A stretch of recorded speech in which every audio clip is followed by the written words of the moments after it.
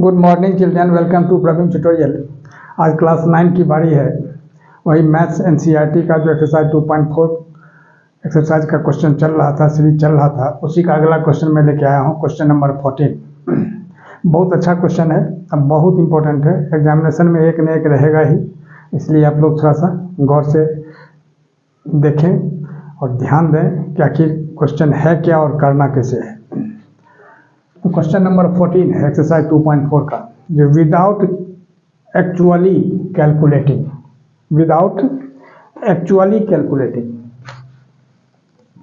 देखिए the cubes माने cubes को बिना वास्तविक रूप से कैलकुलेट करना, यानी -12 का एक्चुअली कैलकुलेटिंग का मतलब क्या हो गया। जैसे -12 का पावर 3 है तो -12 को 3 बार उसको मल्टीप्लाई कीजिए, -12 इंटू -12 इंटू -12, अब plus 7 to the power 3 7 into 7 into 7, अब फिर plus 5 to the power 3 5 into 5 into 5, यानी इसका हो जाएगा 125, इसका होगा 343 और इसका हो जाएगा 1078 या 1278, जो कुछ भी हो, -12 को 3 बार मल्टीप्लाई करके, अब तब इस दोनों को ऐड करके इसमें से माइनस करके जो आप निकालते हैं वो हो गया एक्चुअली कैलकुलेटिंग क्यूब्स। लेकिन वैसा नहीं करना है, अब इसमें पहले कंडीशन लगा दिया है विदाउट एक्चुअली कैलकुलेटिंग, माने बिना एक्चुअली कैलकुलेट किए हुए माने इस क्यूब का, तब इसका वैल्यू निकालना है। तब देखिए इसमें कैसे क्या करना है। सॉल्यूशन में सबसे पहले -12 को ए सपोज कर लीजिए, ठीक है, 7 को बी सपोज कर लीजिए और 5 को सी सपोज कर लीजिए, और यहाँ लिख दीजिए से या सपोज कुछ भी, है ना। अब यहाँ क्या होगा, ये a plus B plus C is equal to, अब ध्यान दीजिएगा, देयरफॉर जब सपोज किया गया तो इसके बाद क्या लिखना है, therefore a plus B plus C is equal to, A कितना है -12 और प्लस बी कितना है 7 और सी कितना है 5, यानी कितना होगा -12 और प्लस 7 प्लस 5 यानी 12, तो -12 और प्लस 12 कितना हो जाएगा 0। अब a plus B plus C is equal to 0 हो गया। तो देयरफॉर इससे पहले आप पढ़े हैं, एक तो क्वेश्चन था इसी के जस्ट पहले, जो x plus Y plus Z is equal to 0 दिया हुआ था, तो x cube plus Y cube plus Z cube is equal to 3xyz हुआ था। तो वही चीज़ यहाँ है, जो a plus B plus C जब 0 हो गया तो देयरफॉर क्या होगा, a cube plus B cube plus C cube is equal to कितना 3abc। अब a की जगह कितना हो जाएगा, अब गौर कीजिए, -12 का पावर 3 अब प्लस 7 का पावर 3 अब प्लस 5 का power 3 is equal to 3abc। a की जगह कितना होगा -12, b की जगह कितना होगा 7 और c की जगह कितना होगा 5, यानी कितना होगा, माने 3 5 जा 15 और 7 जा 105 को -12 से कर देंगे तो कितना होगा -1260, और यही इसका आंसर हो जाएगा। अगला क्वेश्चन देखिए, अगला क्वेश्चन वही क्वेश्चन नंबर 14 का सेकंड है। ये 28 to the power 3 plus -15 to the power 3 plus -13 to the power 3, माने यही चीज़ करना है, बिना एक्चुअली कैलकुलेट किए हुए, वास्तविक रूप से गणना किए हुए इसका भी वैल्यू निकालना है। इसमें भी उसी तरह से करना होगा सॉल्यूशन में, जैसा कि आप लोगों को अभी जस्ट पहले बताया गया। अब 28 को क्या करना है, ए सपोज कर देना है, -15 को बी सपोज कर लेना है, ठीक है, और -13 को सी सपोज कर लेना है। यहाँ लिख देना होगा से या सपोज, तो अब कुछ भी लिख सकते हैं। अब देखिए देयरफॉर यानी क्या होगा, यहाँ a plus B plus C is equal to, अब a के जगह कितना लिखना है 28, अब प्लस b के जगह कितना लिखना है -15, अब प्लस c के जगह कितना लिखना है -13। अब ध्यान दीजिएगा 28 और प्लस और माइनस को जब हम मल्टीप्लाई कर देंगे तो कितना होगा -15, अब प्लस माइनस फिर -13, यानी 28 और दोनों माइनस है तो ऐड हो जाएगा, और यहाँ क्या होगा -28 15 और 13 को। अब ये क्या आ गया 0। अब a plus B plus C is equal to 0 आया, देयरफॉर क्या होगा a cube plus B cube अब plus C cube is equal to 3abc। अब ध्यान दीजिएगा थोड़ा सा, अब A cube plus B cube plus C cube, अब ये कितना है 28, यानी 28 टू द पावर 3, अब प्लस बी कितना है -15 टू द पावर 3, अब plus -13 to the power 3 is equal to कितना, अब ध्यान दीजिएगा थोड़ा सा, अब 3 इंटू ए बी सी, ए के जगह कितना होगा 28 इंटू बी के जगह कितना होगा -15, ठीक है, और सी के जगह क्या होगा -13। अब इसी सब को क्या करना है, मल्टीप्लाई करना है। अब देखिए 13 को 15 से मल्टीप्लाई करना है तो कितना होगा 195 हो जाएगा, प्लस 195। अब थोड़ा सा ध्यान दीजिए, 13 को 15 से मल्टीप्लाई करेंगे तो कितना होगा 13 5 जा 65, 5 कैरी 6, और 13 1 जा 13 6 19।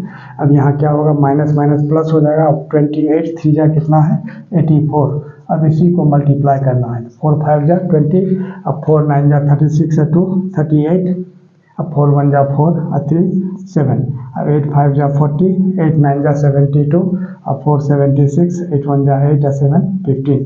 अब देखिए यहाँ हो गया 0, यहाँ 8 7 6 13 5 1 6 1, यानी 16380।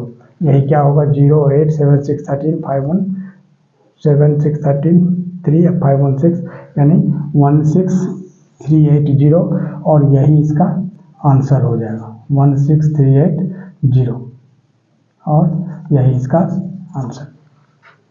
अब देखिए अगला क्वेश्चन, क्वेश्चन नंबर 15। इसमें क्या है, we give possible expressions for the length and breadth of each of the following rectangles in which their areas are given. अब यह एरिया दिया हुआ है 25a स्क्वायर, अब -35a + 12, यह एक रेक्टेंगल का एरिया है, इसका लेंथ और ब्रेथ निकालना है। तो थोड़ा सा ध्यान दीजिए जो कैसे होगा। तो सॉल्यूशन में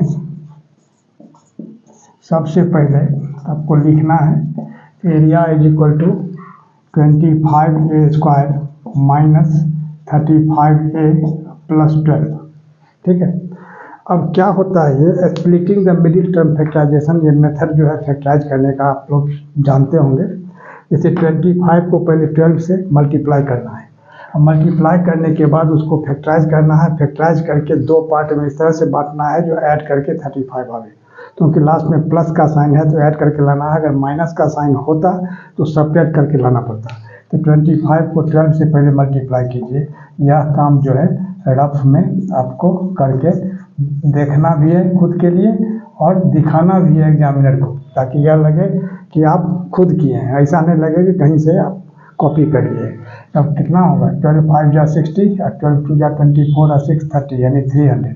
डायरेक्ट 12 से भी कर सकते हैं आप, या बारी बारी से 2 से पहले फिर 1 से। अब 300 है, अब 300 का ऐसा फैक्टराइज करना। अब जैसे 2 से कीजिए तो 150 हो जाएगा, फिर 2 से कितना होगा 75, फिर 3 से कितना होगा 25, फिर 5 से कितना होगा 5, और फिर 5 से क्या हो जाएगा 1। अब थोड़ा सा गौर कीजिए। अब इसको इस तरह से सेट करना है जो ऐड करके 35 आवे, अब मल्टीप्लाई करके कितना आवे 300 आवे। अब गौर कीजिए 2 2 जा 4, अब 5 जा 20, अगर हम ये लेते हैं एक साथ, और 3 5 जा 15 एक साथ लेते हैं, यानी कितना होगा 20 को 15 से मल्टीप्लाई करेंगे तो 300 हो जाएगा, और 20 को 15 से ऐड कर देंगे,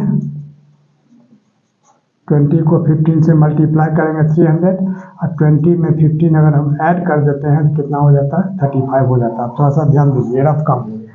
अब यहाँ क्या लिखना है, ये 25a स्क्वायर माइनस, अब 35a को क्या लिखा जाएगा 20 + 15। इसमें भी बहुत स्टूडेंट कंफ्यूज करते हैं, थोड़ा ध्यान से देखिए।